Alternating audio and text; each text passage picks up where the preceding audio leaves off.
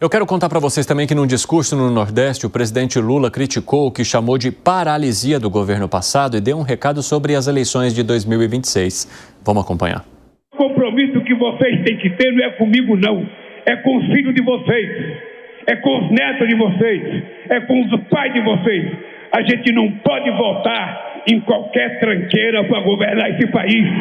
É preciso votar em gente que tenha compromisso. É preciso votar em gente que tenha dignidade. É preciso votar em gente que tenha o direito de olhar para vocês, olhando nos olhos de vocês. Porque esse país não pode mais sofrer o retrocesso que nós sofremos nos últimos 6 anos. O Lula também afirmou que Deus deixou o sertão sem água porque sabia que ele seria o presidente da República e traria água. Vamos ouvir.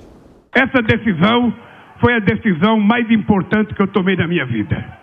Porque era uma obra que muita gente não acreditava que a gente pudesse fazer. Porque fazia 179 anos.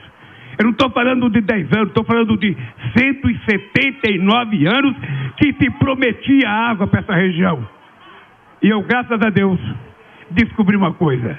Deus deixou o sertão sem água, porque ele sabia que eu ia ser presidente da República e que eu ia trazer água para cá. Piperno. Olha, essa história da promessa divina aí, né?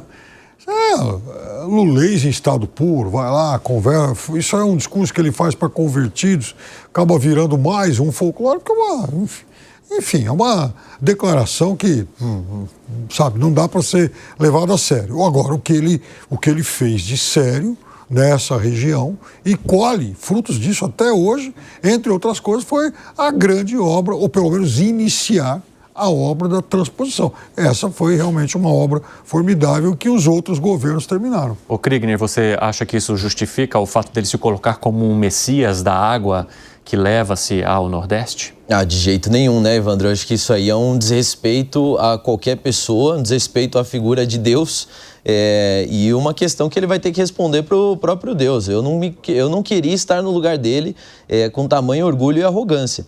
Para mim, tranqueira é isso. Tranqueira é um político que vem se colocar como uma figura divina e dizer que Deus permitiu com que por centenas de anos pessoas sofressem com a ausência de água, com a ausência de recursos, morressem por conta da miséria, tivessem que deixar suas terras natais por conta da miséria, porque esperando que viesse o grande Messias, que vai ser o presidente Luiz Inácio Lula da Silva, para poder então fazer as obras que eles tanto esperavam. Isso é muita arrogância, é um discurso que a gente ouviria de Hugo Chávez, a gente ouviria isso de Maduro, a gente ouviria isso de outros ditadores também, que a gente conhece muito bem, que se colocam nessa posição. Se não for por mim, então nós nunca vamos melhorar. Se não for o meu trabalho, a minha posição ou a minha defesa, então esse país não vai para frente. Isso aí não dá para prosperar. Isso, para mim, é político tranqueira.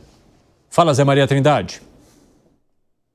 Eu tenho a impressão que o presidente Lula ouviu aquela minha fala lá sobre Moisés abrir o Mar Vermelho por insinuação lá do pessoal de imprensa, né?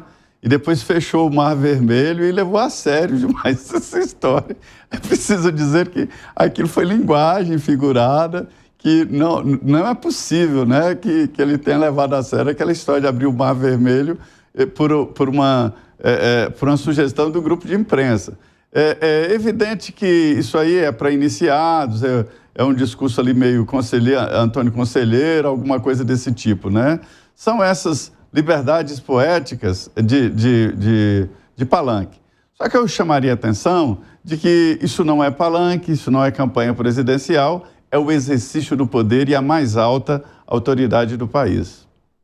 Fala, Cássio. Eu acho que o Piperno, vou pegar um gancho do Piperno, falando que é lulês na sua essência.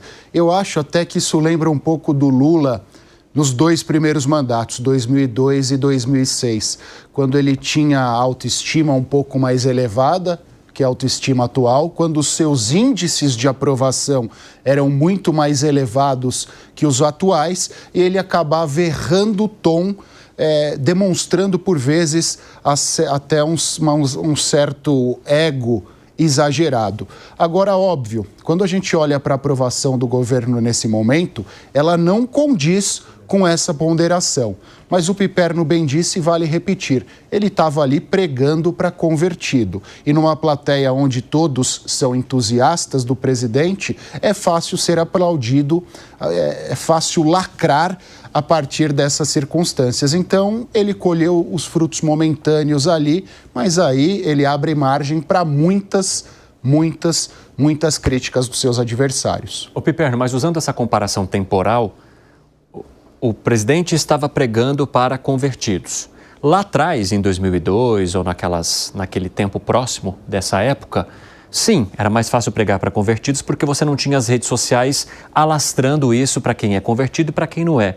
Dá para manter um discurso para convertido ainda hoje, com todo mundo com o celular na mão filmando e divulgando no segundo seguinte? Tá, vai então convencer o presidente Lula de que ele tem que ter preocupação com rede social hoje. O presidente Lula, Evandro, é alguém que em relação a isso não muda. O que, convenhamos, deixa muitos dos seus assessores com os cabelos em pé, principalmente a turma da área de comunicação. De fato, o presidente Lula ainda é um político, nesse sentido, absolutamente old school. Eu não imagino o presidente com a preocupação de falar, puxa, eu vou agora fazer uma frase, sabe? Vou fazer um discurso pensando no TikTok, por exemplo. Não é realmente da estratégia do feitio do presidente. É óbvio que ele não vai se adaptar, ele vai fazer 80 anos agora, né?